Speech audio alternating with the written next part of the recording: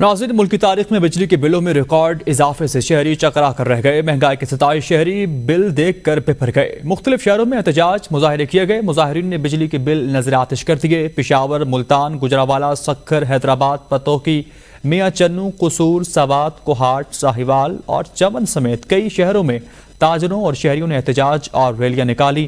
مظاہرین نے اضافی بل واپس لینے کا مطالبہ کیا ہے۔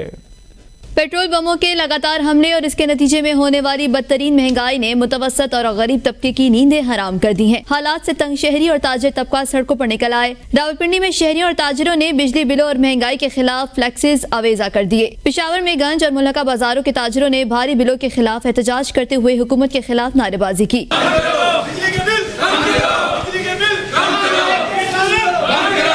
ملتان میں بھی اضافی بلوں کے خلاف احتجاج کیا گیا۔ مظاہرے میں خواتین نے بھی شرکت کی۔ سکھر، حیدرآباد، پتوکی، میاں چنو، قصور، گجرانوالہ، چوک سرور شہید، سوات، کوہاٹ، دینا، ساہیوال، پیروالا، تلاگنگ اور چمن میں بھی بجلی بلوں میں اضافے کے خلاف مظاہروں کا سلسلہ جاری ہے۔